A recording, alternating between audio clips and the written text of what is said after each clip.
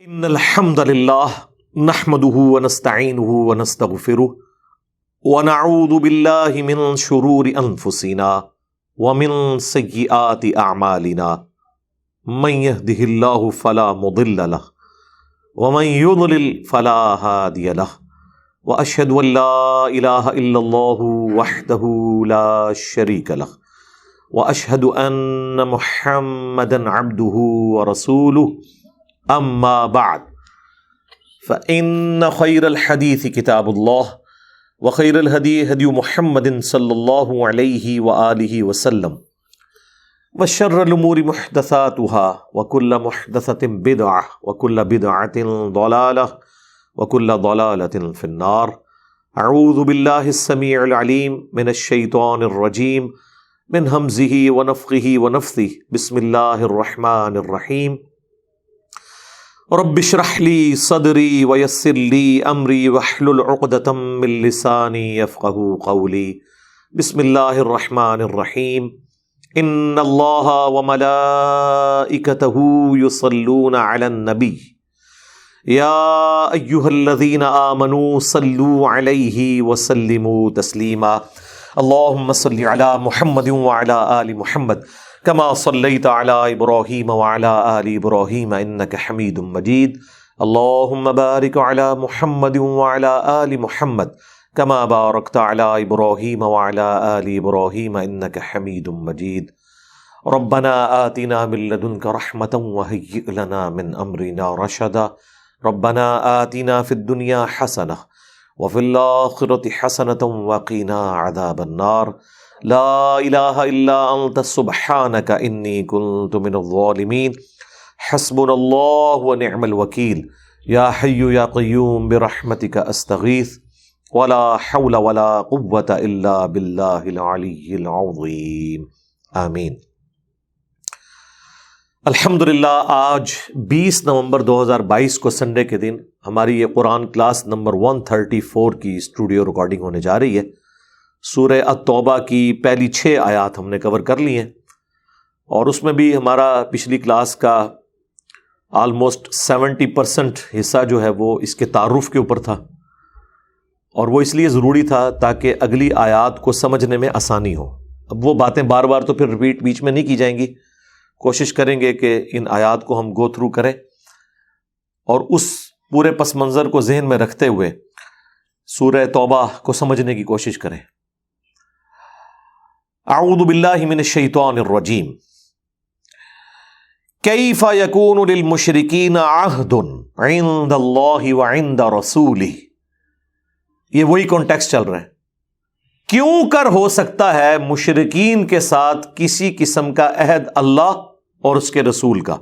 یعنی بیک وقت یہ دونوں اسکول آف تھاٹ ایک جگہ ایگزسٹ کر ہی نہیں سکتے. شیطان کے ماننے والے مشرک اور رحمان کے ماننے والے مسلمز. اللہ اور اس کے رسول کا کیوں کر عہد ہو سکتا ہے؟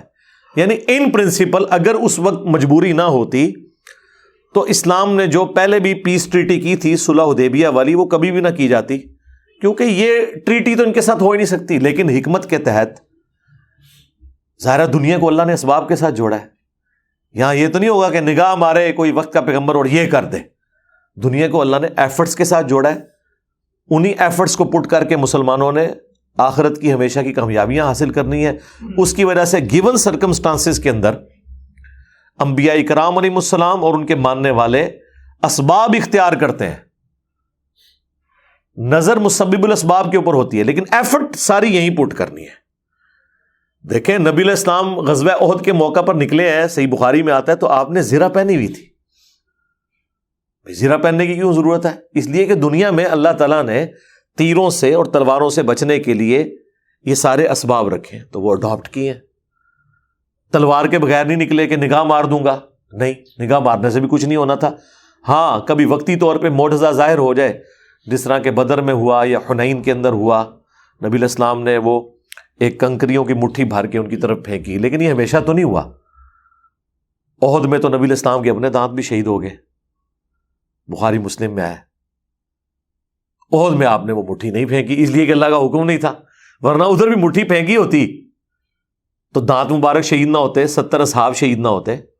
تو دنیا کو اللہ نے اسباب کے ساتھ جوڑا ہے. ہاں کبھی کبھار اللہ تعالیٰ کی کوئی مرضی ہو، کسی جگہ اللہ تعالیٰ کوئی معجزہ دکھا دے، لہٰذا اس کو سمجھنے کی ضرورت ہے. یہ چیزیں معجزانہ نہیں چل رہی ہوتی، کبھی کبھار اللہ کی طرف سے کوئی ایسا معاملہ ہو جاتا ہے.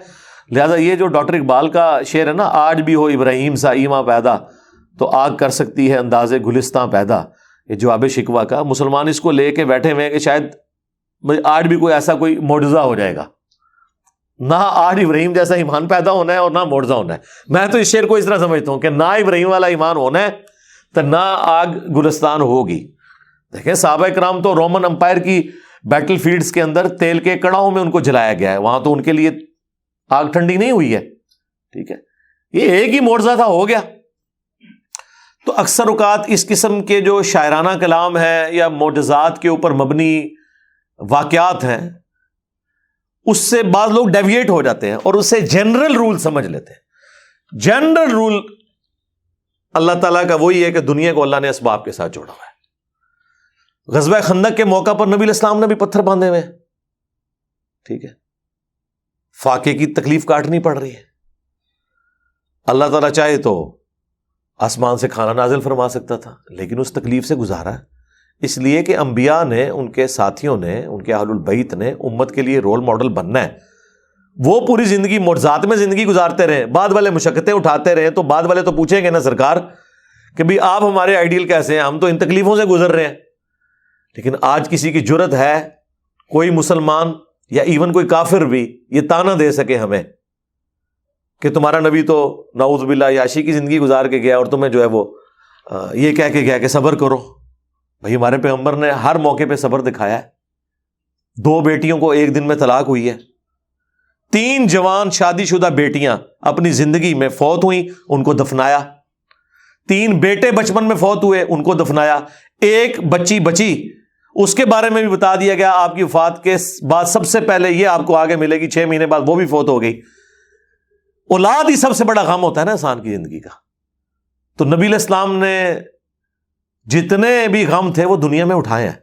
نواسوں کے بارے میں بتا دیا گیا یہ ہوگا ان کے ساتھ.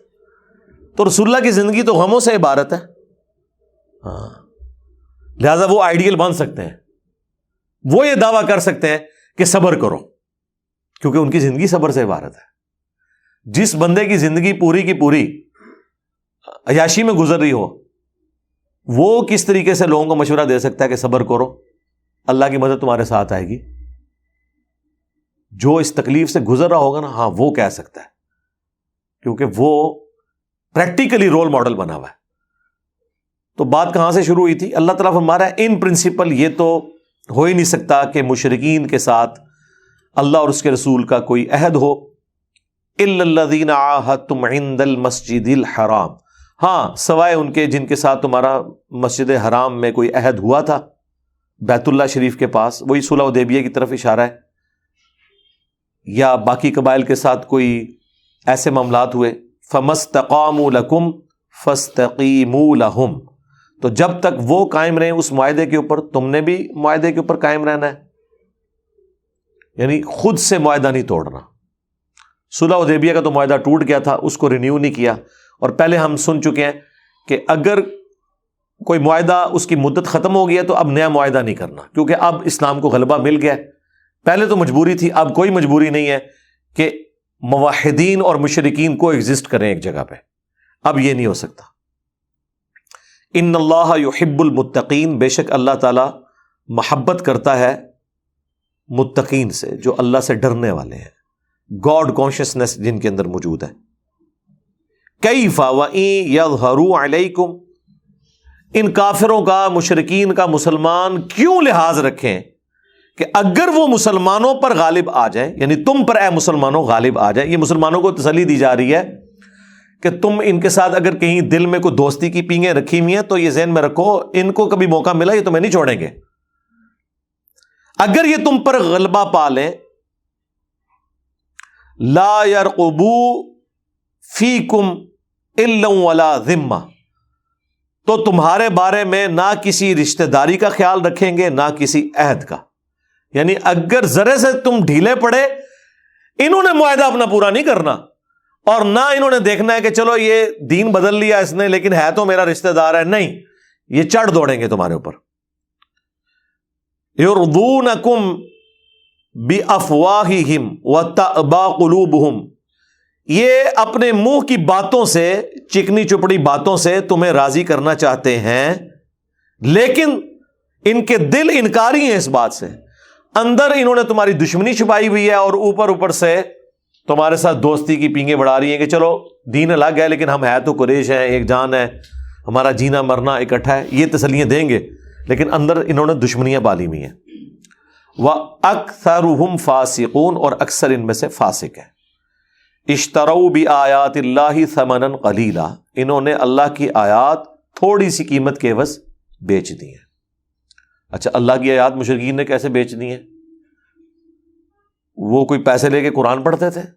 نہیں, اللہ کی آیات اس طرح بیچ دیں جو سورہ توبہ میں ہی آگے چل کے آئے گا کہ اللہ تعالیٰ نے مومنین کی جانیں اور مال جنت کے بدلے میں خرید لی ہیں, اور مومنوں اس بیعت کے اوپر, اس تجارت کے اوپر خوشیاں مناؤ. یعنی مسلمانوں نے اپنی جان اور مال اللہ کو دی اور آخرت کی جنت کا سودا کر لیا. لیکن مشرکین نے کیا کیا؟ اپنی جان بھی بچائی, اپنا مال بھی بچایا اور دین ہاتھوں سے دے دیا. وقت کے پیغمبر کی آواز پہ لبیک نہیں کہا, تو گویا انہوں نے اللہ کی آیات کو دنیا کے فائدے کی خاطر بیچ دیا. مسلمانوں نے اپنا آپ بیچ لیا قرآن کو ماننے کے لیے, پیغمبر کو ماننے کے لیے, آخرت کے حصول کے لیے, اور کافروں نے اپنی دنیاوی منفعت کی خاطر دین ہاتھوں سے بیچ دیا. یہ ہے اس کا مطلب. فصدوا عن سبیلہ, اور انہوں نے اللہ تعالیٰ کے راستے سے لوگوں کو روکا. انہم ساء ما کانوا یعملون, بے شک وہ بہت برا تھا جو وہ کیا کرتے تھے. اب تو کیا کرتے تھے نا, اب تو اسلام کو غلبہ ہونے جا رہا ہے. وہ دور اب گیا, فتح مکہ بھی ہو چکا ہوا ہے. مسلمانوں کو پاور کے طور پر پورے عرب کے لوگوں نے تسلیم کر لیا. فتح مکہ کے بعد تو پھر وہ ہو گیا تھا اذا جاء نصر اللہ والفتح ورأیت الناس يدخلون فی دین اللہ افواجا. یہ فتح ایسی آئی ہے کہ لوگ جوک در جوک داخل ہو رہے ہیں دین کے اندر, کیونکہ قریش کو غلبہ مل گیا. نبی الاسلام قریش میں سے تھے, تو باقی قبائلی سسٹم میں جب انہوں نے دیکھا یار یہ غلبہ ہو گیا تو لوگ دین میں آئے. اس وقت وہ جب دین میں آ رہے تھے نا, تو وہ کوئی کنوکشن کے ساتھ اسلام کو نہیں قبول کر رہے تھے, بلکہ عرب کے ایک سردار کی ڈومیننسی کو قبول کر رہے تھے. اسی لیے پھر سورہ الحجرات میں آیا کہ یہ پینڈو عربی لوگ آ کے کہتے ہیں نا کہ ہم ایمان لائے, تم فرماؤ ایمان نہیں لے کے آئے, بلکہ کہو ہم اسلام لے کے آئے. ایمان تو تمہارے دلوں میں ابھی داخل ہی نہیں ہوا. اسلام کیا مطلب؟ سر تسلیم خم کرنا, کسی کی حاکمیت کو تسلیم کر لینا. تو نبی الاسلام کو اللہ تعالیٰ نے ان پہ طاقت دے دی تھی, وہ سرنڈر کر گئے کہ ہاں اگر قبیلہ ثقیف, حوازن اور خود قریش رسول اللہ کا مقابلہ نہیں کر سکا تو ہم تو شاہی کوئی نہیں. اتنے جنگجو قبیلے آپ کے آگے گھٹنے ٹیک گئے. پھر خیبر بھی ہو چکا ہوا ہے. تو وہ سب کے سب لوگوں نے نبی علیہ السلام کو ایک واریر کے طور پر ایکسیپٹ کر لیا کہ یار اس بندے کا مقابلہ نہیں ہو سکتا. لیکن وہ واریر پیغمبر بھی تھے, لہذا ان کی بیعت کرنے کا مطلب صرف ایک قبیلے کے حاکم کی بیعت نہیں تھی, بلکہ اس کے دین کو بھی اڈاپٹ کرنا تھا. ادروائز عرب کی سرزمین میں آپ رہ نہیں سکتے. اس وقت تو لوگ آئے, اسی لیے آپ دیکھتے ہیں کہ نبی علیہ السلام کے پاس پھر لوگ آتے تھے, آپ کے پاس وقت گزارتے تھے, آپ کی صحبت میں رہتے تھے. جو مالک بن حویرث کہتے ہیں کہ ہم 20 لوگ تھے گاؤں ایریا سے, نبی علیہ السلام کے پاس آئے, 20 دن تک رہے. چند نوجوان تھے, مسجد نبوی میں ہی آپ کے مہمان بنے, وہی آپ کا دفتر بھی تھا اور وہی آپ کا مہمان خانہ بھی, ہاسٹل بھی, نماز بھی وہیں پڑھنی, اور پھر رسول اللہ کے گھر کا دروازہ بھی مسجد کے اندر کھلتا تھا. نبی علیہ السلام کے وہ روزانہ 5 نمازیں پڑھنی, پھر نبی علیہ السلام مسجد میں بیٹھے ہوئے صحابہ صوفہ کو دین سکھا رہے ہیں, وہ بھی ساتھ بیٹھتے تھے. تو جس طرح آج ماڈرن فارم میں یہ کہتے ہیں نا, آپ سر روزہ لگائیں, چلا لگائیں, تو وہ سہروزے ہی لگاتے تھے، لیکن وہ سہروزے قرآن و حدیث والے ہوتے تھے، فضائل اعمال والے نہیں تھے ہوتے، جس میں وہ دین سیکھتے تھے۔ پھر وہ جب پاس بیٹھتے تھے پھر وہ کہتے تھے یار یہ تو ایک سیریس ایشو ہے، پھر وہ یہ بات بھول جاتے تھے کہ یہ پیغمبر جو ہیں یہ ایک واریر ہیں، جو انہوں نے مسکنسیپشن کی وجہ سے سمجھا ہوا تھا۔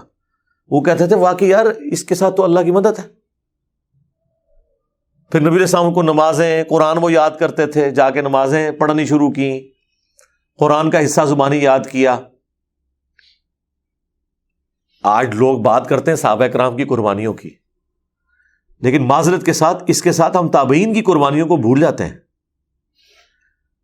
اگر جنگ قادسیہ اور یرموک دیکھا جائے تو صحابہ کرام تو 5% بھی اس میں نہیں تھے، 95% وہ لوگ تھے جو رسول اللہ کی وفات کے بعد مسلمان ہوئے ہوئے تھے۔ انہوں نے نبی علیہ السلام کو نہیں دیکھا ہوا تھا، یا ایون رسول اللہ کے مبارک زمانے میں مسلمان ہوئے لیکن تب بھی حضور کو نہیں دیکھا ہوا تھا۔ یعنی آج کل والا صاحب تو نہیں تھا نا، چند ایک لوگوں کو وہ بھیج دیتے تھے جاؤ کہ ذرا آبزرو کر کے آؤ، اور وہ آگے دین سکھاتے تھے۔ اب کئی بوڑھے ہیں، کئی مصروف لوگ ہیں، وہ نہیں جا کے مل سکے، ان کو ہم صحابہ نہیں بولتے۔ قرآن میں ان کی تعریف آئی ہے کہ سابقون الاولون من المہاجرین والانصار، اور جنہوں نے احسان کے ساتھ ان کی پیروی کی، وہ پیروی کرنے والے وہ صحابہ بھی ہیں جو نبی علیہ السلام کے مبارک زمانے میں لیکن حضور سے نہیں ملے، ہم انہیں تابعین کہتے ہیں۔ وہ ایسے کرنی یمن میں تھے، نہیں ملے۔ مالک اشتر، ان سے چھوٹی عمر کے لوگ صحابہ ہیں لیکن وہ نہیں مل سکے، کوفے میں تھے۔ اتنی دور سے اتنا سفر کر کے آنا، کئی لوگ بیچارے سفر کر کے آئے، نبی علیہ السلام کی وفات ہو چکی ہوئی تھی، اس وقت تو نہیں پتا تھا کہ نبی اس وقت دنیا میں ہے یا نہیں ہے، کمیونیکیشن تو کوئی نہیں تھی۔ کئی لوگ سفر میں راستے میں ہوتے تھے اور خبر ملی تو وہ وہیں سے واپس، ٹھیک ہے۔ پھر کئی لوگ پھر آتے تھے، مسجد نبی میں رہتے تھے، صحابہ کرام سے دین سیکھتے تھے، ٹھیک ہے۔ تو اسی لیے پھر وہ انہی لوگوں نے پھر اسلام کی جنگی اعتبار سے جو آپ سمجھ لیں مین پاور ہے، وہ تو پھر تابعین بنے ہیں نا۔ میجر جو مین پاور ہے نا جہاد اور قتال میں، وہ تابعین ہے۔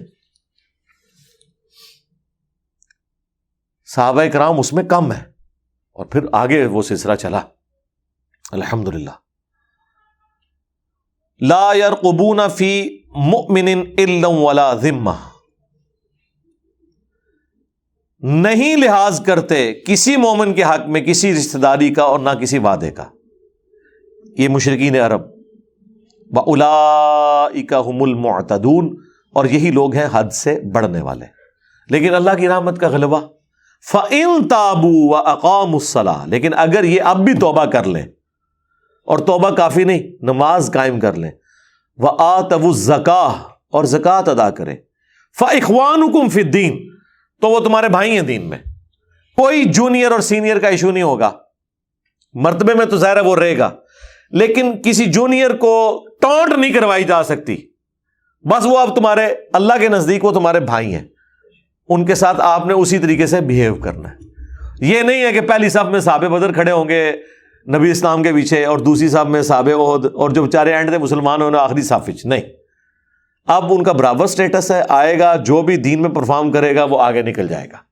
سیدنا عمر 40ویں نمبر پہ مسلمان ہوئے ہیں، محنت کر کے دوسرے نمبر پہ پہنچ گئے، آئے تو 40ویں نمبر پہ تھے، تو محنت جو کرے گا وہ آگے نکل جائے گا۔ وَنُفَصِّلُ الْآيَاتِ لِقَوْمٍ يَعْلَمُونَ، اور ہم اپنی آیات کھول کھول کر بیان کرتے ہیں ان کے لیے جو علم رکھنے والے ہیں، جو علم کے ساتھ شغف رکھتے ہیں۔ وَإِن نَكَثُوا أَيْمَانَهُم مِّن بَعْدِ عَهْدِهِمْ، اور اگر یہ لوگ توڑ دیں اپنی قسمیں معاہدہ کرنے کے بعد، وَطَعَنُوا فِي دِينِكُمْ، اور تمہارے دین میں طعن کریں، فَقَاتِلُوا أَئِمَّةَ الْكُفْرِ، تو پھر جو یہ کفر کے امام ہیں ان سے جنگیں کرنی ہیں۔ امام ہی اصل میں جو بڑے لیڈرز ہوتے ہیں نا، وہی قوم کو ورگلاتے ہیں نا۔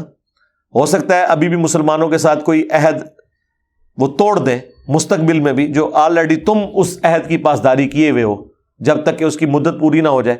اگر وہ عہد توڑیں تو پھر ان کی ایسی کی تیسی پھیرنی ہے، اور ان کے بڑوں کو یعنی بزرگوں کو پکڑنا ہے۔ یہ ائمۃ الکفر، یعنی ان کے جو لیڈر ہیں، بزرگان بے دین کہہ لیں، ان کی پھینٹی لگانی ہے۔ وہ اصل میں ورغلا رہے ہیں اپنی عوام کو. انہم لا ایمان لہم لعلہم ینتہون. ان لوگوں کی کوئی قسمیں نہیں ہے, ایسے لوگوں سے جنگ کرنی ہے تاکہ یہ لوگ عہد شکنی سے باز آ جائیں. اب پھر مزید اس میں زور پیدا کیا جا رہا ہے. الا تقاتلون قوما نکثوا ایمانہم, کیا ایسی قوم سے تم جنگ نہیں کرو گے جنہوں نے اپنے عہد کو توڑ دیا, قسمیں توڑ دیں. وَهَمُّوا بِإِخْرَاجِ الرَّسُولِ, اور انہوں نے رسول اللہ کو نکالنے کا ارادہ کیا. یعنی یہ وہی لوگ ہیں نا جنہوں نے نبی علیہ السلام کو ہجرت مدینہ کے اوپر مجبور کیا تھا. 13 سال تو حضور نے ایفرٹ پٹ کی نا. جب مشکل ہوگی زندگی پھر آپ مدینہ شریف آئے اور وہاں سے دعوت لانچ ہوئی ہے. تو اب وہ پرانے واقعات اس لیے یاد کروائے جا رہے ہیں تاکہ جذبہ پیدا کیا جائے کہ یہ خالی تمہارے قبیلے کے لوگ نہیں ہیں, انہی لوگوں نے تمہیں وہاں سے نکالا ہوا ہے. ہاں, اگر یہ دوبارہ 2 نمبری کرتے ہیں, عہد شکنی کرتے ہیں, تو اب چھوڑنا نہیں ان کو. وَهُمْ بَدَؤُوكُمْ أَوَّلَ مَرَّةٍ, اور یہی ہیں جنہوں نے پہلی بار زیادتی کا آغاز کیا تھا. ظاہر پہلی زیادتی تو انہوں نے کی تھی نا, ہجرت حبشہ مسلمانوں کو کرنی پڑی, اس کے بعد ہجرت مدینہ کرنی پڑی. زیادتی کس کی طرف سے ہوئی تھی؟ قریش کی طرف سے. دیکھیں کو ایگزسٹ کرتے ہیں نا, ٹھیک ہے یار تم بھی اپنے طریقے سے عبادت کرو حرم میں, ہم بھی کریں گے. نہیں, الٹا مارتے تھے, تکلیفیں دیتے تھے غلاموں کو, تپتی ریت کے اوپر لٹاتے تھے, کوئلوں کے اوپر لٹاتے تھے. آزادانہ نماز پڑھنے کی مسلمانوں کو اجازت نہیں تھی. ان ساری باتوں کو یاد کروایا جا رہا ہے. اتخشونہم, کیا تم ڈر رہے ہو؟ اب یہ ڈرنا بزدلی کی وجہ سے نہیں تھا. ایک پرانا کوئی لحاظ, کو دین لحاظ آ جاتا ہے, بندہ کہتا ہے یار چلو اب تو پرانی باتیں ہو گئی. لیکن اللہ تعالیٰ نے تو اب فیصلہ کیا کہ اللہ کے دشمن ہیں. فاللہ احق ان تخشوہ, اللہ زیادہ حق رکھتا ہے کہ تم اس سے ڈرو. یعنی تمہارا کام ہے کہ اللہ جو کہہ رہے ہیں نا وہ کرو. پرانے تعلقات کو نبھانے کی کوشش نہ کرو. ان کنتم مؤمنین, اگر تم واقعی مومن ہونا پھر تم اللہ کے اس حکم کے اوپر عمل کرو. اب اس کے بعد وہ آیت آ رہی ہے سورہ توبہ کی آیت نمبر 14, جس کا میں نے شروع میں حوالہ دیا, اپنی سینکڑوں ویڈیوز میں حوالہ دے چکا ہوں کہ جہاد اور قتال اس امت میں اللہ کی طرف سے عذاب استیصال ہے, مشرکین عرب کے اوپر بھی اور اس زمانے کے اہل کتاب کے اوپر بھی, جو انبیاء اکرام علیہ السلام کا انکار کرنے والے ہیں. At the end of the day اہل ایمان کو اللہ تعالیٰ بچا لیتا ہے, اور انبیاء کے مخالفین پر اللہ کی طرف سے آسمان سے عذاب آتا ہے, کبھی چنگھاڑ کی شکل میں, کبھی پتھروں کی بارش کی شکل میں, کبھی کسی طوفان کی شکل میں. اور نبی علیہ السلام کے کیس میں وہ عذاب صحابہ کرام کی تلواریں ان پر مسلط ہو گئی. یہ رسول اللہ کی خصوصیت ہے. ایک یہ خصوصیت ہے قتال, اور دوسری آپ کی خصوصیت ہے قرآن. اگلے انبیاء کے معجزات فزیکل معجزات تھے, ٹینجیبل فارم میں فزیکل فینومینا آف نیچر کو, قانون قدرت کو توڑنے والے. عیسیٰ علیہ السلام کا مردوں کو زندہ کرنا, موسیٰ علیہ السلام کا اژدہا اور بن جانا لاٹھی کا, عصا کو پھینکتے تھے وہ اژدہا بن جاتا تھا, دوبارہ پکڑتے تھے وہ اپنی اسی حالت میں واپس آ جاتا تھا. نبی علیہ السلام کا جو دعوے نبوت والا معجزہ ہے وہ قرآن ہے. وہ سورۃ العنکبوت میں اللہ تعالیٰ نے واضح فرما دیا. تو یہ قرآن اور قتال نبی علیہ السلام کی 2 خصوصیات ہیں. تو اب اس کا ذکر آ رہا ہے, قاتلوہم, ان سے جنگ کرو, قتال کرو. یعذبہم اللہ بایدیکم, اللہ انہیں عذاب دے گا تمہارے ہاتھوں سے. ویخزیہم, اور انہیں ذلیل و خوار کرے گا, رسوا کرے گا. وینصرکم علیہم, اور تمہاری مدد کرے گا ان کے اوپر. وَيَشْفِي صُدُورَ قَوْمٍ مُؤْمِنِينَ, اور یوں مومنین کے دلوں کو اللہ تعالیٰ ٹھنڈا کرے گا, ان کو سکون دے گا. ظاہر ہے بدلے اتارے ہیں نا غزوہ بدر میں, پھر بدلہ اتارا ہے. عبداللہ ابن مسعود نے ابو جہل کی گردن کاٹی ہے نا, حضرت بلال نے امیہ کو قتل کیا ہے نا. عمر سیریز میں انہوں نے سارا فلم آیا. پہلے وہاں پہ انہوں نے تکلیفیں اٹھائی تھیں, یہاں اللہ تعالیٰ نے ان سے بدلہ دلوایا. تمہارے ہاتھوں سے میں انہیں قتل کرواؤں گا. وَيُذْهِبْ غَيْظَ قُلُوبِهِمْ، اور یوں دور فرما دے گا غصہ ان کے دلوں کا. یار مسلمانوں کو بھی اب غصہ ٹھنڈا کرنے کا موقع ملا. وَيَتُوبُ اللَّهُ عَلَى مَن يَشَاءُ، اور اللہ تعالی جس پر چاہتا ہے رجوع فرماتا ہے، رحمت سے توجہ فرماتا ہے. واللہ علیم حکیم، اور اللہ تعالیٰ علم والا اور حکمت والا ہے. ام حسبتم ان تترکوا ولما یعلم اللہ الذین جاہدوا منکم، کیا تم یہ گمان کرتے ہو کہ یوں ہی تمہیں چھوڑ دیا جائے گا؟ حالانکہ ابھی تک اللہ تعالیٰ نے جانچا نہیں ہے کہ تم میں سے کون ہے جو جہاد کرنے والا ہے اللہ کی راہ میں. اور ظاہر ہے کہ یہاں جہاد سے مراد قتال ہے، عام جہاد نہیں، عام کوشش نہیں، قتال. اچھا لفظی ترجمہ ہے ابھی اللہ نے جانا نہیں ہے، لیکن چونکہ لٹریچر کی زبان میں بات ہو رہی ہے تو اردو میں اگر ہم کہیں نا جانا نہیں ہے تو وہ بعض لوگوں کے دماغ میں آتا ہے کہ بھئی اللہ تعالیٰ کو بھی تب پتہ چلتا ہے جب کسی کو چیک کر لے، پہلے پتہ ہی نہیں چلتا. اس لیے اس کا بہترین ترجمہ ہے جانچا نہیں ہے، یا دوسرا معنی ابھی تک پبلکلی تمہارے علم میں ان کو ایکسپوز نہیں کیا.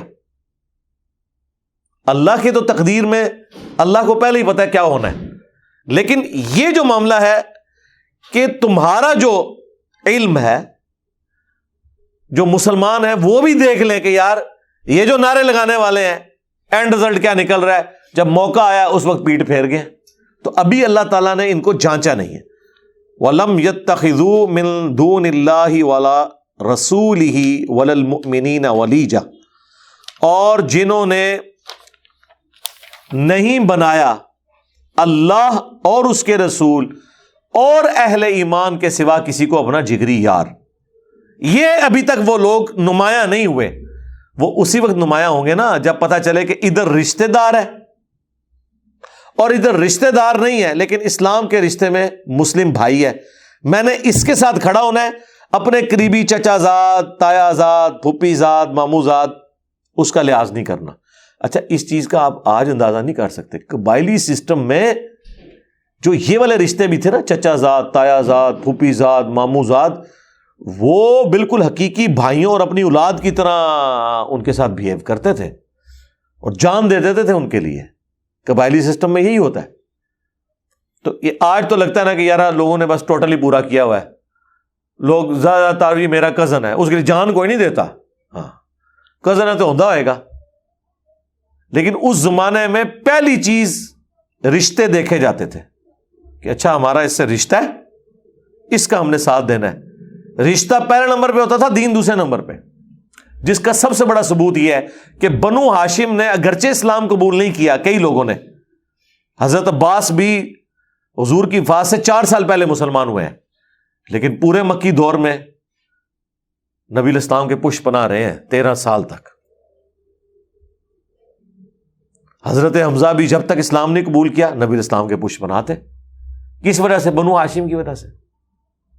تو قبائلی سسٹم میں دین دوسرے نمبر پہ ہوتا تھا، پہلے نمبر پہ آپ کے قبیلے کی رشتہ داریاں ہوتی تھی. اب آپ کو سمجھ آئی یہ بات؟ اس لیے قرآن میں جب یہ آیات آتی ہے نا کہ اللہ اور اس کا رسول اور اہل ایمان پہلے نمبر پہ ہیں، تمہارے رشتہ دار دوسرے نمبر پہ ہیں، تو یہ آج کل کی ڈمی رشتہ داریاں نہ سمجھیے گا. اس وقت واقعی رشتہ داری کا مطلب بالکل لوگ تن من دھن لٹا دیتے تھے اپنے قبیلے کے لوگوں کے لیے، اور پھر جو بالکل قریبی رشتہ دار ہیں ان کے لیے تو ظاہر ہے بہت آگے تک جانے کے لیے وہ تیار ہو جاتے تھے. واللہ خبیر بما تعملون، اور اللہ تعالیٰ خبردار ہے جو تم کرتے ہو. یعنی تمہارے اعمال اللہ تعالیٰ کی نظر میں کسی نے ہینکی پھینکی ماری نا تو دنیا میں تو ہو سکتا ہے چاپلوسی کے ساتھ آپ کسی کو دھوکہ دے لیں، جس طرح آگے چل کے آئے گا کہ جو کلمہ گو تھے، اندر سے منافقین تھے، وہ جھوٹی قسمیں کھاتے تھے. نبی الاسلام بھی ان کے ظاہری کلمے کا احترام کر کے ان کو ان کے حال پہ چھوڑ دیتے تھے. لیکن اللہ نے فرمایا نبی یہ تمہیں تو راضی کر لیں گے، تمہارے ساتھیوں کو بھی، لیکن اللہ کو نہیں یہ راضی کر سکتے. اللہ نے تو فیصلہ کرنا ہے ان کے دلوں کے اوپر. اور ظاہر ہے کہ ہم نے تو ظاہری اعمال پہ ہی کرنا، ہمیں تو نہیں پتا لوگوں کے دلوں کے اندر کیا ہے. ما کان للمشرکین ان یعمروا مساجد اللہ، مشرک تو کسی بھی صورت اس چیز کا حق نہیں رکھتے کہ وہ اللہ کی مسجدوں کو آباد کریں. شاہدین علی انفسہم بالکفر، جبکہ وہ خود اپنے کفر کے اوپر گواہی دے رہے ہیں. یعنی بیت اللہ شریف میں خدمت کرنا، اس کی صفائی کرنا، اس کے متولی بن کے بیٹھنا، حاجیوں کو پانی پلانا، ان کی خدمت کرنا، اللہ کے نزدیک اس چیز کی کوئی اہمیت نہیں ہے ایمان کے مقابلے پہ. تو اللہ تعالیٰ مارا انہوں نے کیا مسجدوں کو آباد کرنا ہے؟ صرف یہ کہ صفائی کر دی. جس طرح یہاں پہ بھی کئی پولیٹیکل لیڈرز ہیں، اس سال بعد کوئی مسجد کمیٹی کا اجلاس ہوتا ہے، اس میں وہ کاٹن کا سوٹ پہن کے آگے بیٹھ جاتے ہیں، پورا سال وہ مسجد میں نہیں گھستے یا کبھی عید کی نماز پڑھ لی. اللہ تعالیٰ ہمارا یہ مشرکین عرب جو کعبے کے نام کے اوپر کھا رہے ہیں اس بات سے کہ ہم اس کی خدمت کرنے والے ہیں، دیکھیں ہم نے اس کو مینٹین کیا ہوا ہے، صفائی ستھرائی یہ کر رہے ہیں. تو اللہ تعالیٰ ہمارا یہ تو اہل ہی نہیں ہے کہ اللہ کے گھر کو یہ آباد کریں. اہل کون ہے؟ جو اہل ایمان ہے. اور ان کے جو یہ اعمال ہے وہ اللہ نے ساتھ ہی فرما دیا اولئک حبطت اعمالہم، یہ وہ بد نصیب ہیں جن کے اعمال اللہ نے غرق کر دیے، ضائع کر دیے. وفی النار ہم خالدون، اور ہمیشہ رہیں گے وہ جہنم کی آگ میں. اللہم اجرنا من النار. مراد یہ کہ مسجدوں کو آباد کرنا، اگر آپ کا عقیدہ درست نہیں ہے، آپ کفر و شرک میں مبتلا ہیں، اللہ کو اس سے کوئی غرض نہیں ہے. اب اللہ تعالیٰ سائملٹینیس کنٹراسٹ بیان کر رہا ہے کہ اصل میں مسجد کو آباد کرنے والے اور اللہ کے گھر بیت اللہ کو آباد کرنے والے اور اس کے اہل کون لوگ ہیں. انما یعمر مساجد اللہ، اللہ تعالیٰ کی مساجد کو آباد تو صرف اسی کو کرنا چاہیے اور وہی کر سکتا ہے من آمن باللہ، جو ایمان لائے اللہ پر، والیوم الآخر، اور آخرت پر. اور اس میں ایمان بالرسالت شامل ہے، ظاہر ہے رسولوں کی شریعت کو ہی فالو کرنا ہے. وَأَقَامَ الصَّلَاةَ، اور نماز قائم کرے، وَآتَ الزَّکَاةَ، اور زکوٰۃ ادا کرے، وَلَمْ يَخْشَ إِلَّا اللَّهَ، اور اللہ کے سوا کسی کا خوف نہ رکھے. فَعَسَىٰ، تو ایسے لوگوں کے لیے امید کی جا سکتی ہے کہ عنقریب اولئک ان یکونوا من المہتدین، کہ وہ لوگ ہدایت پانے والوں میں ہو جائیں گے. اور وہی اہل ہیں اس بات کے کہ وہ مساجد کو آباد کریں. بیت اللہ شریف کا متولی ان لوگوں کو ہونا چاہیے. اور یا تو جنرل مسجدوں کا ذکر ہے نا، باقی بھی ساری مسجدیں اسی میں آتی ہیں. اب وہ شورى آفاق آیت آ رہی ہے جو دین کا فلسفہ بتا رہی ہے اس حوالے سے. اجعلتم سقایۃ الحاج وعمارۃ المسجد الحرام، کیا تم نے حاجیوں کو پانی پلانا اور بیت اللہ کو آباد کرنا اس کے برابر سمجھ لیا ہے کہ تم اس شخص کی مانند ہو جاؤ گے اللہ کے نزدیک کا من آمن باللہ والیوم الآخر، کہ جو اللہ پر اور آخرت کے دن پر ایمان لائے، وجاہد فی سبیل اللہ، اور اللہ کی راہ میں جہاد کرے. یعنی اللہ کے نزدیک تو اہمیت اس چیز کی ہے کہ اللہ پر ایمان لاؤ، آخرت پر ایمان لاؤ، اللہ کے تابع فرمان ہو، اس کے پیغمبر کی پیروی کرو. حاجیوں کو پانی پلانا یا آج کے دور میں درباروں پر سبیلیں لگانا، تم نے یہ سمجھ لیا اس کی وجہ سے تمہاری بخشش ہو جائے گی، یا مسجد میں افطاری کروا دینے سے تمہاری بخشش ہو جائے گی. بخشش ان کی ہونی ہے جو مسجد آباد کر رہے ہیں نماز پڑھ کے. یعنی مسجد کی آباد کاری یہ نہیں ہے کہ آپ نے لوگوں کے روزے وہاں کھلوانے ہیں. اور اکثر یہی ہو رہا ہوتا ہے، پیسے والے خود مسجد میں نہیں آتے، وہ سمجھ رہے ہوتے ہیں ہم نے چلے جی اعتکاف والوں کا خرچہ اٹھا لی، اس دفعہ سارے اعتکاف والوں کو کھانا ہمارے گھر سے جائے گا. اللہ تو کہہ رہا ہے کہ خانہ کعبہ میں بھی کوئی پانی پلاتا ہے یا حاجیوں کی خدمت کرتا ہے، اللہ کو تو ان کا وہ عمل قبول نہیں ہے. تو عام مسجد تو چیز ہی کوئی نہیں ان کے مقابلے میں. تو کیا تم نے یہ حاجیوں کو پانی پلانا اور مسجد حرام کی خدمت اس برابر سمجھ لی ہے کہ وہ لوگ جو ایمان لائے ہیں اللہ پر، آخرت پر، اور اللہ کی راہ میں جہاد کر رہے ہیں، کوشش کر رہے ہیں دین پہ چلنے کی، اور قتال کر رہے ہیں اس کا اعلیٰ ترین درجہ، لا یستوون عند اللہ، یہ کبھی بھی اللہ کے حضور برابر نہیں ہو سکتے. واللہ لا یہدی القوم الظالمین، اور اللہ تعالی ہدایت نہیں دیتا ظالموں کو. جو خود ظلم پر تلے ہوئے نا، حق بات نہیں قبول کرنے والے، ان کو ہدایت نہیں ملنی. الذین آمنوا وہاجروا، اب ان اہل ایمان کا ذکر ہو رہا ہے جو لوگ ایمان لائے اور انہوں نے ہجرت کی. وجاہدوا فی سبیل اللہ باموالہم وانفسہم، اور انہوں نے جہاد کیا اللہ کی راہ میں اپنے مال کے ذریعے اور اپنی جان کے ذریعے. بڑا مشکل کام ہے. اپنا سب کچھ چھوڑ کے جو لوگ چلے گئے مدینہ شریف میں اور ہیرو سے زیرو بن گئے. یہاں وہ امیر تھے، اپنی اس زمانے میں عمارت کیا ہوتی تھی؟ مویشی، زمینیں، جائیداد جن میں آپ کھیتی باڑی کرتے تھے. تو وہ تو کوئی ساتھ لے کے نہیں جا سکتا تھا. جانور بھی کتنے ساتھ لے جاتا. خود بےچارے جان بچا کے چھپ کے نکلے تھے، تو بس بیوی بچے تھوڑا بہت سامان لے کے نکلے اور وہاں زیرو سے ان کو زندگی سٹارٹ کرنی پڑی. جنہوں نے اتنی تکلیفیں اٹھائی ہیں نا، اللہ تعالیٰ فرما رہا ہے کہ ایمان لانے والے، ہجرت کرنے والے، اللہ کی راہ میں اپنے مال اور جان سے جہاد کرنے والے، اعظم درجۃ عند اللہ، ان کا اللہ کے حضور بہت بڑا درجہ ہے. وَأُولَئِكَ هُمُ الْفَائِزُونَ، اور اصل میں یہ لوگ ہیں جو کامیابی کی منزل کے اوپر فائز ہو گئے. اللہم اجعلنا منہم مع النبیین والصدیقین والشہداء والصالحین آمین. یبشرہم ربہم برحمت منہ، خوشخبری دیتا ہے ان کا رب ان کو اپنی رحمت سے. ورضوان وجنات لہم فیہا، اور اپنی طرف سے خوشنودی، اللہ کی رضا اور جنت. لہم فیہا نعیم مقیم، جس میں وہ ہمیشہ اللہ کی نعمتوں کے ساتھ رہیں گے. نعمتیں بھی ہوگی اور ہمیشہ کی. خالدین فیہا ابدا، وہ اس میں رہیں گے ہمیشہ ہمیشہ. ان اللہ عندہ اجر عظیم، بے شک اللہ تعالی کے پاس ہی اجر عظیم ہے. یعنی دنیا کی زندگی دے کے آخرت کی ہمیشہ کی کامیابیاں حاصل کر لی جائیں. یا ایھا الذین آمنوا، اے اہل ایمان، لا تتخذوا آباءکم و اخوانکم، مت بناؤ اپنے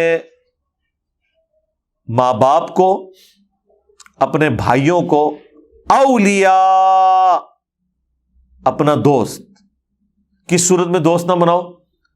ان استحبوا الکفر علی الایمان، اگر وہ ایمان کے مقابلے میں کفر کی روش اختیار کرتے ہیں نا، تو تمہاری کوئی جگری یاری ان کے ساتھ نہیں ہونی چاہیے. مطلب کیا؟ پرائورٹی اللہ اور اس کے محبوب صلی اللہ علیہ وآلہ وسلم کی نسبت ہے. ایک تمہارا رشتہ دار نہیں ہے نا اور وہ اللہ اور اس کے پیغمبر کا ماننے والا ہے نا، اس سے تمہاری جگری یاری یہ ہونی چاہیے. اور ایک تمہارا سگا رشتہ دار بھی ہے نا، اگر وہ اللہ اور اس کے رسول کا باغی ہے تو پھر اس کے ساتھ کوئی لحاظ والا معاملہ نہیں. ہاں دنیا میں معروف طریقے سے تو وہ چلنا ہی چلنا ہے، لیکن وہ لحاظ نہیں ہوگا. حتیٰ کہ حضرت نوح علیہ السلام کا جب بیٹا ڈوبا ہے اور انہوں نے کہا یہ میرے اہل بیت میں سے ہے، تو اللہ تعالیٰ فرمایا یہ تمہارا اہل ہی نہیں ہے، کیونکہ اس کے اعمال کافروں والے ہیں. پیغمبر کے جسم کا ٹکڑا ہو کے بھی اللہ نے کہا ہے کہ یہ تمہارا رشتہ دار نہیں ہے، تو باقیوں کے رشتہ دار تو شاہی کوئی نہیں اگر وہ کفر کی روش کو اختیار کرتے ہیں. سرکار یہ قرآن والا جو دین ہے نا جی، یہ بڑا مشکل ہے. ادھر تو سب کچھ سینٹرڈ اراؤنڈ گاڈ ہے. جو گاڈ کا ماننے والا ہے وہ آپ کے سر کا تاج ہے، چاہے وہ آپ کے دشمن خاندان سے بھی تعلق رکھتا ہے. آپ نے پھر یہ لحاظ نہیں کرنا. میں آپ کو اپنا بتاؤں، ہمارے کئی ایسے ریلیٹیوز ہیں جن سے یعنی ہمارے آباء و اجداد کے زمانے سے بول چال بند، 25 30 40 سال سے ایک دوسرے کو دشمن ڈکلیئر کیا ہوا ہے، لیکن آج ان کے بچے کالج یونیورسٹیز میں اسٹوڈنٹس ہیں، یہاں آتے ہیں، ملتے جلتے ہیں، کوئی مسئلہ نہیں. ان کے ایسے بڑوں نے بھی آنا شروع کر دیا. یعنی اسلام ایک ایسا رشتہ ہے جو سارے رشتوں سے آپ کو آزاد کر دیتا ہے. اب ہماری نظر میں اب ہم اس چیز کو پیٹیں کہ جی ہمارے آباء و اجداد کے ساتھ انہوں نے زیادتی کی تھی یا ہماروں نے ان کے ساتھ زیادتی کی تھی. ہماری تو جہاں مرضی جائیں گی، ہم تو اپنی آخرت کی فکر میں. ہمیں تو وہ اچھا لگتا ہے جو اللہ اور اس کے رسول کی وجہ سے عز و جل و صلی اللہ علیہ وآلہ وسلم ہم سے تعلق رکھے ہوئے اور ہم اس سے تعلق رکھے ہوئے. رشتہ داریاں کیا چیز ہے؟ قریب ہونا کیا چیز ہے؟ تو یہی تو صحابہ کرام میں تھا. جنگ میں اس طرف باپ کھڑا ہے, دوسری طرف بیٹا کھڑا ہوا ہے, اور یہ بڑا مشکل ڈیسیجن تھا. شکر ہے ہمیں اس لیول پہ نہیں اترنا پڑا. ہمارے تو زیادہ ناراضگیاں ہو جاتی ہیں یا کوئی ایسا معاملہ ہو جاتا ہے, تلوار نہیں ایک دوسرے کے خلاف اٹھانی پڑتی, کوئی زیادہ گالی گلوچ کر لیتا ہے, اس سے زیادہ کوئی کیا کرے گا. تو تمہارے آباء و اجداد میں ہو یا بھائیوں میں ہو, تم ان سے محبت کی روش نہیں اختیار کر سکتے, کفر کو ایمان پر ترجیح تم نہیں دے سکتے. وَمَن يَتَوَلَّهُم مِّنكُمْ, اور جو کوئی تم میں سے ان کے ساتھ دوستی گانٹتا ہے, فَأُولَٰئِكَ هُمُ الظَّالِمُونَ, تو وہی ظلم کرنے والا ہے. اچھا, اس دوستی سے مراد آپ یہ نہ سمجھیے گا کہ حسن اخلاق سے بھی منع کیا جا رہا ہے, نہیں. تو قرآن میں واضح ہے کہ اللہ کے بعد سب سے زیادہ حق ماں باپ کا ہے. 4 جگہ قرآن میں اللہ نے توحید کے فوراً بعد ماں باپ کا ذکر کیا. اور سورہ لقمان میں فرمایا کہ اگر تیرے ماں باپ تجھے ابھارے نا کہ میرے ساتھ شرک کر, تو پھر تم نے ان کا کہنا نہیں ماننا, لیکن دنیا میں معروف طریقے سے چلنا ہے. یہ نہیں ہے کہ ماں باپ کافر ہیں اور بیمار ہو گئے ان کا علاج نہیں کروانا, نہیں, یہ نہیں ہے. معروف طریقے سے چلنا ہے, حسن اخلاق سے پیش آنا ہے. جگری یاری نہیں ہے. جگری یاری آپ کی اس کے ساتھ ہوگی جو دین پہ چلنے والا ہے, جس کی نسبت اللہ اور اس کے محبوب صلی اللہ علیہ وآلہ وسلم کی وجہ سے. باقی ساری چیزیں بعد میں. اب جو کوئی یہ حرکت کرے گا تو اللہ تعالیٰ فرما رہا ہے پھر فَأُولَٰئِكَ هُمُ الظَّالِمُونَ, تو ایسے ہی لوگ ہیں پھر ظلم کرنے والے, وہ ظالم ہیں, اصل مجرم ہیں اللہ کے حضور, جو اپنی رشتہ داریوں کو پہلے نمبر پر نبھا رہے ہیں اور دین اسلام کو سیکنڈ پرائورٹی پہ رکھا ہوا ہے. اچھا, یہ باتیں ویسے تو بڑی آسان لگ رہی ہیں, اور ہم یہ پڑھتے ہوئے سوچ رہے ہوں گے کوئی 1400 سال پرانی بات ہے, میں تو ایسا نہیں کر رہا. لیکن اگر آپ غور و تفکر کریں گے تو آپ کو بھی اندازہ ہوگا کہ مسلمانوں کی اکثریت اس رول کا خیال کوئی نہیں رکھے ہوئے. ان کے نزدیک اپنی رشتہ داریاں ٹاپ پرائورٹی کے اوپر ہیں. اپنے ماں باپ کی دشمنیاں وہ نبھا رہے ہیں. اور جی میرے ابا جی تمہیں پتا ہے پوری زندگی نہیں نہ کار بڑے, بڑا چنگا کام کیتا نے. اچھا, لوگ اپنے آباء و اجداد کی خوبیاں گنوا رہے ہوتے ہیں. وہ جی ساڈے چاچے اور سن نا جی بڑے غصے دے سن جی, ہوئے ہوئے ہوئے ایک بار ویاہ تے گئے, وہ آگے کوئی بھی ہر جگہ سٹوری ہیں جی, تو انہوں نے ان کو کسی ڈومیننٹ جگہ پہ نہیں بٹھایا, وہ پھر جناب اس کا ہار نہیں دوبارہ بڑھے. عجیب مینٹل سی تیرا چاچا, یہ فخریہ بات ہے. لوگ فخر سے اپنے آباء و اجداد کے قصے سنا رہے ہوتے ہیں, اور سارے وہ تکبر بھرے ہوئے رشتے ہوتے ہیں. عاجزی والا کوئی نہیں سناتا. آج تک آپ کو کسی نے سنایا کہ جی ہمارے چچا جو ہیں وہ ماشاءاللہ اتنے خوش اخلاق تھے کہ فلاں موقع پہ گئے تو ان کے ساتھ ہمارے رشتہ داروں نے زیادتی کی, لیکن وہ خود معذرت کر کے اٹھے اور پوری زندگی ان کے ساتھ اس نے سلوک کرتے تھے. وہ کہتے تھے چلو وہ واقعی بلا دیا. نہیں, یہ کوئی نہیں بتائے گا. اس کو تو لوگ, مطلب میں وہ پنجابی کا لفظ نہیں بولنا چاہتا, ایسے لوگوں کو تو لوگ پھر یہ کہتے ہیں کہ یہ تو وہ ہیں. یہاں تو جو بدماش ہوتا ہے نا, جو اپنا غصہ دکھاتا ہے, اس کی لوگ تعریف کرتے ہیں. اس کے پیچھے کیا مینٹالٹی کیا ہے؟ اللہ اور اس کا رسول ٹاپ پرائورٹی نہیں ہے. ٹاپ پرائورٹی ان کی اپنی رشتہ داریاں ہیں, خاندان ہے, اپنی رسومات ہیں. ٹھیک ہے, اور اگر کوئی اس طرح روٹین سے ہٹ کے بات کرتا ہے, لوگ کہتے ہیں ہی پاگل ہے یار, انہوں کے ایک ایڑی گلاں کر رہے. تو اللہ کے فضل سے ہم تو شروع سے ہی پاگل ہیں اس معاملے میں. میں اپنا آپ کو بتاؤں, اور میں تو ایک لمحے کا بھی توقف نہیں کرتا اس معاملے میں کہ اگر کسی اپنے کی طرف سے زیادتی ہے فوراً کہنا ہے, منہ پہ کہنا ہے کہ تیری زیادتی ہے, وہ ٹھیک ہے. آپ دیکھیں وہ ماں باپ کامیاب سمجھے جاتے ہیں کہ اگر ان کی اولاد کوئی غلط کام کر رہا ہے نا, تو وہ ماں سب سے کامیاب ماں سمجھتی ہے جو اپنے بچوں کے عیبوں پہ پردہ ڈالتی ہے اور دوسروں کے ساتھ لڑ لیتی ہے, اور دلائل کی روشنی میں زہر کر دیتی ہے محلے کی عورتوں کو کہ میرا بچہ تو بے قصور ہے, قصور تیرے بچے کا ہے. آپ نے آج تک کوئی ماں دیکھی ہے کہ بچے نے شرارت کی ہو اور گھر آئے, لڑائی ہوئی ہو, اور دوسرے شکایت لے کے گھر آئیں اور شواہد کی بنیاد پہ اسے پتا چل جائے کہ میرے بچے کی زیادتی ہے اور وہ اپنے بچے کو ڈانٹے، کوئی لاکھوں میں ایک ماں ہوگی، اور اگر کوئی ہوگی تو اس کا اپنا خامد ہی سے کہے گا یہ تو پاگل عورت ہے، خامد نہ بھی کہ اس کی ساس اس کے پیچھے پڑ جائے گی، یہ تو کیا کیتا ہے؟ لیکن یہ نہیں پتا کہ وہ کتنی بڑی نیکی کر رہی ہے اپنی اولاد کے ساتھ، ذہن میں رکھیے گا۔ یعنی مجھے پتا ہے کہ ہم اگر غلط کام بار کر کے آ جائیں تو ہمارے ماں باپ تو ہمارا ایک لمحے کا بھی لحاظ نہیں کرتے تھے، چاہے غلطی دوسرے کی بھی وہ پھینٹی ہماری لگتی تھی، اور وہ پھینٹیاں کام آئی ہیں، قبلہ صحیح رہتا ہے۔ لیکن اگر آپ شہ دیں گے، اور میرے ساتھ کے لوگ تھے، میں آج ان کو دیکھتا ہوں جس طرح وہ ذلیل ہو رہے ہیں، تو میں کہتا ہوں یہ تمہارے ماں باپ کا قصور تھا۔ واقعی تم جب بچپن میں اس طرح کی حرکتیں کرتے تھے، مجھے یاد ہے کہ تمہاری ماں کس طرح تمہیں سپورٹ کرتی تھی، اس کو تو آپ نہیں کہہ رہے، اور تمہارا باپ اس وقت تمہاری پشت پہ کیسے کھڑا ہوا تھا، اس وقت تو لوگوں کو اچھا لگ رہا تھا۔ لیکن اگر آج تمہارا مستقبل تمہیں دکھایا جاتا نا کہ تمہارے ماں باپ کی غلطیوں نے تمہیں آج کا یہ دن دکھایا، تو تم کہتے کاش ہمارے ماں باپ ہمارے ساتھ یہ حرکت نہ کرتے، ہمیں شے نہ دیتے ہماری غلطیوں کے اوپر۔ اچھا، یہ ساری کی ساری خرابیاں اگر آپ دین کی نظر سے دیکھیں نا، تو سرکار دین تو بار بار کہہ رہا ہے تمہارے ماں باپ اولاد اپنے خلاف بھی تمہیں گواہی دینی پڑے، تم نے انصاف کے لیے کھڑے ہو جانا ہے۔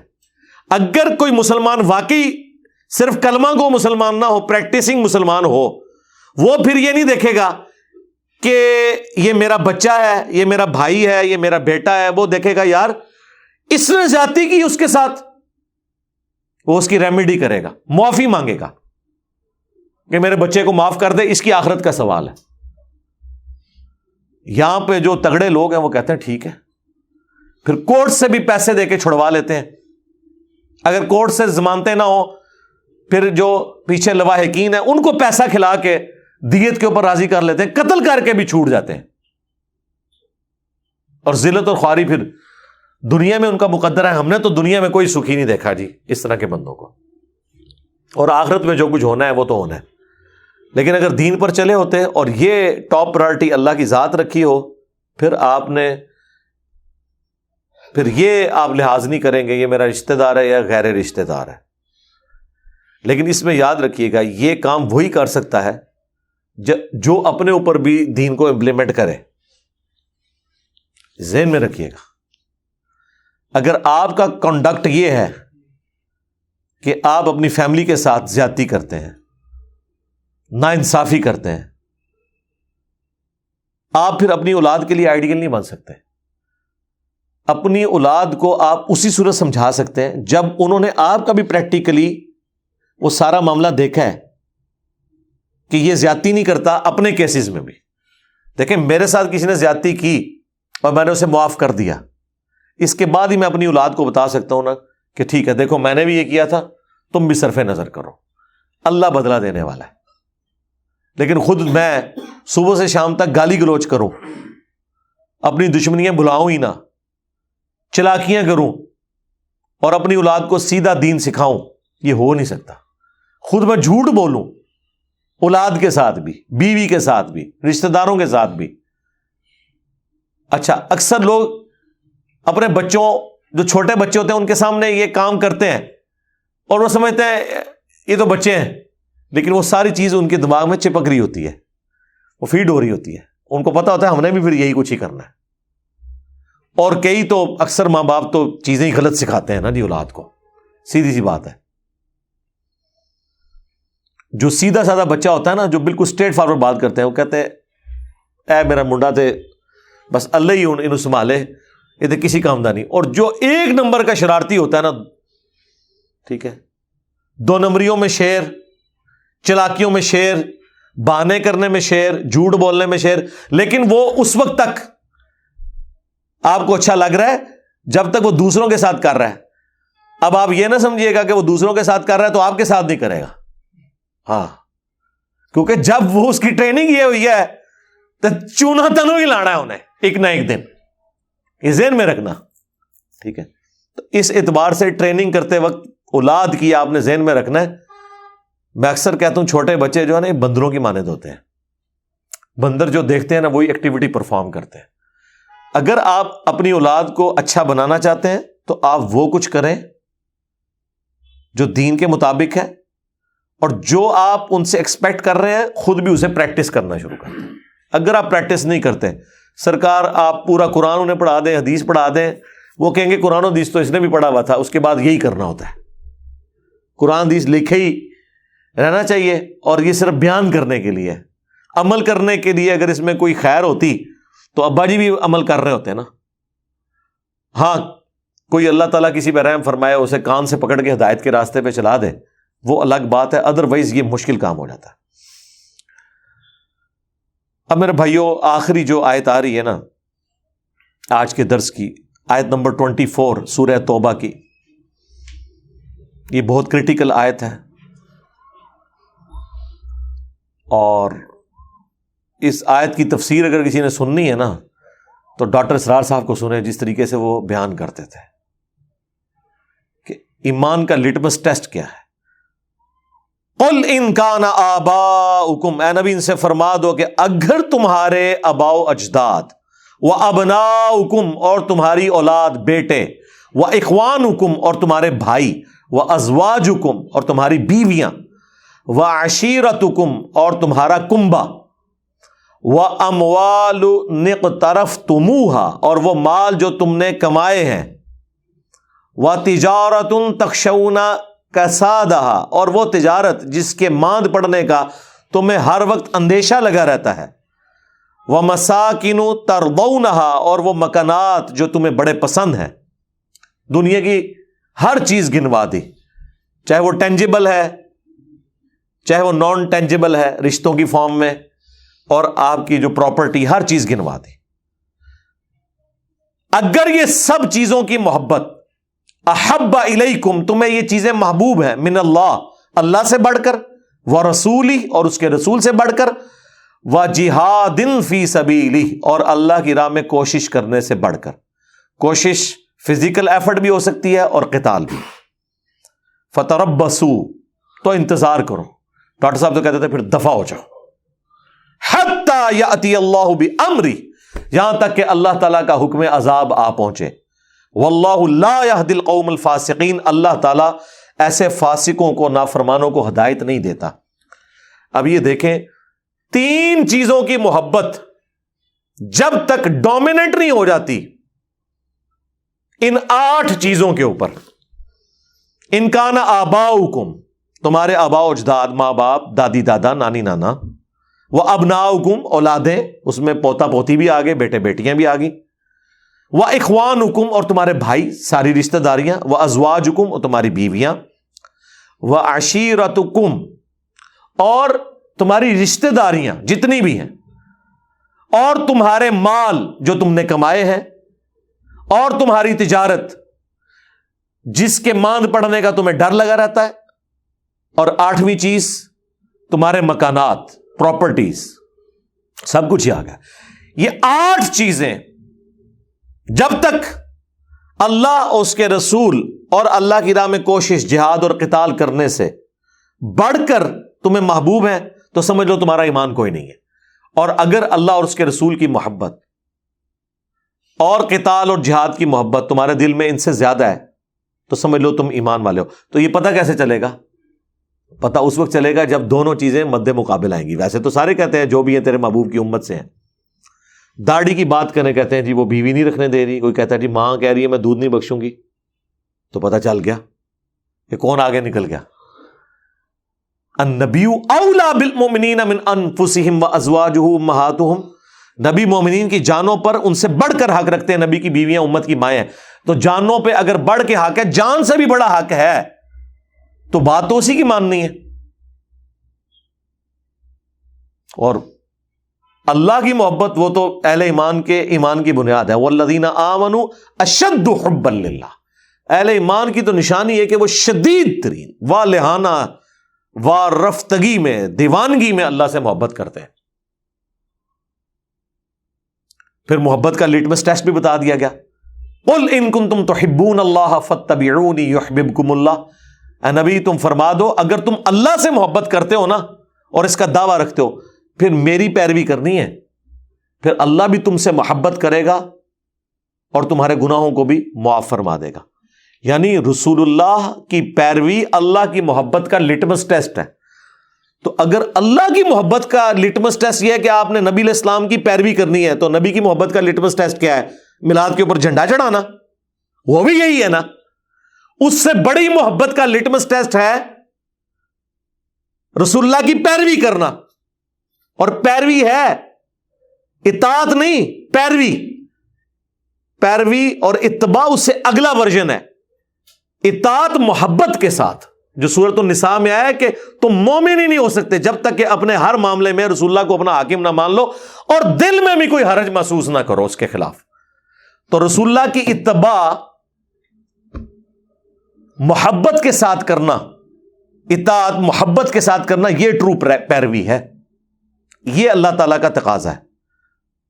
تو اللہ کی محبت کا تقاضا اگر نبی علیہ السلام کی پیروی ہے اور اتباع ہے اور محبت ہے، تو ظاہر ہے نبی علیہ السلام کی محبت کا تقاضا بھی تو رسول اللہ کی پیروی ہے صلی اللہ علیہ وآلہ وسلم. ویسے تو کہتے ہیں جی بخاری مسلم میں حدیث ہے کہ 3 لوگ ہیں جنہوں نے ایمان کی حلاوت چکھ لی. نمبر 1 جو اللہ اور اس کے رسول کو سب سے بڑھ کر محبوب رکھتے ہیں. نمبر 2 جن کی دوستی اور دشمنی کا معیار اللہ کی ذات. اور نمبر 3 وہ جس کے لیے اسلام چھوڑ کر کفر اختیار کرنا اتنا ہی مشکل ہو جائے جتنا زندہ آگ میں جلایا جانا. یعنی وہ آگ میں جلنے کے لیے تیار ہو جائے، دین نہ چھوڑے. پھر بخاری مسلم میں حدیث ہے تم میں سے کوئی شخص اس وقت تک مؤمن ہی نہیں ہو سکتا جب تک کہ میں اسے اس کے ماں باپ اولاد سب لوگوں سے بڑھ کر عزیز نہ ہو جاؤں. اس میں سے کچھ نکالنا بھی تو ہے نا. کیسے پتا چلے گا؟ حضرت عمر کے بارے میں نہیں آتا بخاری میں، نبی علیہ السلام کے ساتھ چہل قدمی کر رہے ہیں، ہاتھ پکڑا ہوا ہے، اور کہا یا رسول اللہ آپ پوری دنیا میں سب سے بڑھ کر مجھے محبوب ہیں سوائے اپنی جان کے. سچ بولا، اپنی جان پہلے ہوتی ہے انسان کو. لیکن نبی علیہ السلام نے کیا فرمایا؟ نہیں بلکہ تیری جان سے بھی بڑھ کر. تو ان کا یا رسول اللہ آپ مجھے میری جان سے بھی بڑھ کر محبوب ہیں. تو آپ نے فرمایا ہاں اب تیرا ایمان مکمل ہوا عمر. تو اس میں سے نکالنا کیا ہے؟ نکالنا یہ ہے کہ پوری دنیا ایک طرف ہو، اللہ کے نبی دوسری طرف ہو. آپ نے اللہ کے نبی کی بات ماننی ہے. یا میری زبان میں میرے نبی سا ہے ہی کوئی نہیں، تیرے بابے تھے شاہی کوئی نہیں، یہ مطلب ہے اس کا. یعنی ہم لوگوں کو قرآن و سنت کی تعلیمات بتاتے ہیں، یہ کہتے ہیں بزرگوں نے یہ فرمایا. جی بزرگوں کو قرآن و حدیث نہیں آتا تھا؟ جی حقیقت تو یہی ہے، لیکن یہ آپ بات سن نہیں سکتے. قرآن و حدیث نہیں آتا تھا کیونکہ دنیا دار نے کبھی چشتی رسول اللہ یا اشرف علی رسول اللہ کلمے کو صحیح نہیں کہا، دیندار لوگوں نے صحیح کہا ہے. تو لگتا ایسا ہی ہے کہ وہ بالکل ہی گئے گزرے تھے، عقل سے آ رہی تھے. وہ جی کلمہ پڑھا ایک نہ دن جنت میں چلے جانا ہے. جی نبی علیہ السلام سے بھی ذرا پوچھ لیں. صحیح بخاری کی حدیث ہے میری پوری امت جنت میں جائے گی سوائے اس کے جس نے جنت میں جانے سے انکار کر دیا. صحابہ نے کہا کہ یا رسول اللہ کس نے انکار کر دیا؟ آپ نے فرمایا جس نے میری اطاعت کی وہ جنت میں جائے گا، جس نے میری نافرمانی کی اس نے جنت میں جانے سے انکار کر دیا. اچھا یہ حدیث کیوں نہیں لوگوں کو بتاتے؟ یہ بھی تو بخاری میں ہے. بخاری سے آپ کو آدھی حدیث بتاتے ہیں کہ نبی علیہ السلام اینڈ پہ نکال لیں گے جس کے دل میں رائی کے دانے کے برابر بھی ایمان ہوا. بھائی جنم سے نکال رہے ہوں گے نا. ہاں پتہ نہیں کتنے 100 سال تک وہ جہنم میں رہے گا، یہ پتہ ہے کسی کو؟ یہاں تو ہم 1 منٹ کے لیے موم بتی کے فلیم پہ ہاتھ نہیں رکھ سکتے. گلا سنو انہوں نے ایک پھیرا لگے گا، لگ پتہ جائے گا. اللہم من احییتہ منا فاحیہ علی الاسلام ومن توفیتہ منا فتوفہ علی الایمان. سبحانک اللہم وبحمدک اشہد ان لا الہ الا انت استغفرک واتوب الیک وما علینا الا البلاغ المبین. جزاکم اللہ خیرا.